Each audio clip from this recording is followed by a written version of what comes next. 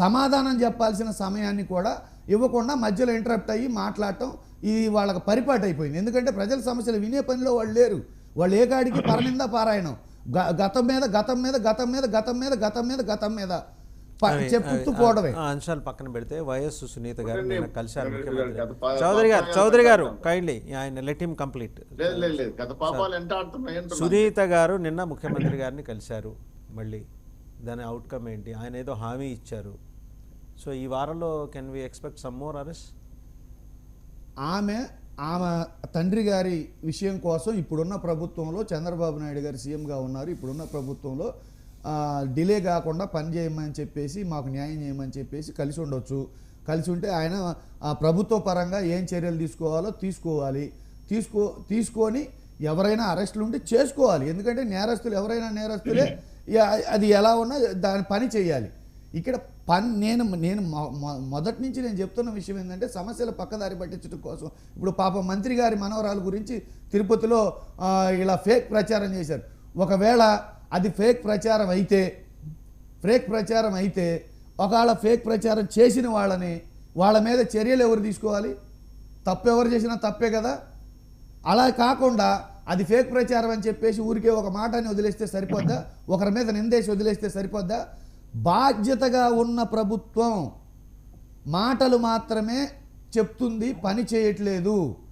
రాష్ట్రంలో జరుగుతున్న ఏ అన్యాయాలైనా తీసుకోండి, ఏ అక్రమాలైనా తీసుకోండి, ఇప్పుడు జరుగుతున్న విషయాల మీద ఇప్పుడు ఈ 100 రోజుల్లో జరుగుతున్న విషయాల మీద గత ప్రభుత్వం మీద నిందలేయటం జరుగుతున్నమేమో, ఇప్పుడు నిందలేమో గత ప్రభుత్వం మీద వేయటం. అదేమంటే అధికారులు మా మాట వినట్లేదు.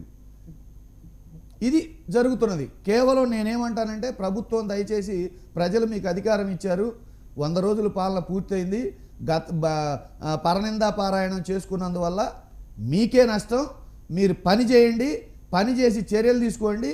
కేంద్ర రాష్ట్ర ప్రభుత్వాలు కూటమితోటి అత్యంత బలీయమైన శక్తిగా మీరున్నారు, మీకు ఎవరు అడ్డు. వెంకటేశ్వర రెడ్డి గారు సునీత గారు నిన్న వెళ్ళి ముఖ్యమంత్రి గారితో భేటీ అయిన తర్వాత ఈ వారంలో నిర్దిష్టంగా 2-3 బిగ్ హెడ్స్, మీ పెద్ద తలకాయలు అరెస్ట్ కాబోతున్నారు. ఆ స్పష్టమైన సమాచారం ఆమెకు ఉన్నది. ముఖ్యమంత్రి ఆ మేరకు హామీ ఇచ్చారు. ఇప్పుడు కేసు విషయంలో అరెస్ట్ చేస్తామని హామీలు ఇవ్వడము, ఎవరో కోరిక మేరకు పని చేయటము ఉండదు, ప్రభుత్వాలకు ఉండదని నా అభిప్రాయం.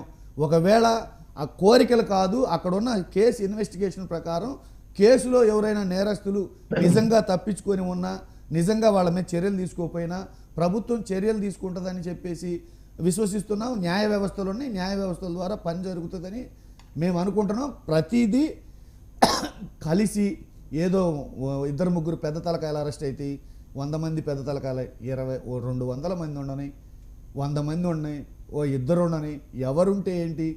ఖచ్చితంగా చర్య తీసుకోవాలి కదా. చర్య తీసుకోమనే చెప్తున్నాం కదా. చర్య తీసుకోకుండా కలిశారు. ఈ ఎలివేషన్స్, నేను అనేది ఏంటంటే elevations, KGF elevations, Baahubali elevations మానేసి పని చేయమంటాడు. రైట్. మస్తాన్ గారు, మొత్తం 360 degrees పిక్చర్ మొత్తం వచ్చింది ఇక్కడ. పూనం కౌర్, జానీ మాస్టర్ అండ్ జత్వాని, ఇంకా 4-5 సునీత గారు, ఈ 4 అంశాల్లో కూడా బాధితులు మహిళలే. వీళ్ళందరి ఇష్యూ మీరు చాలా చక్కగా చెప్పారు. 4 అంశాలు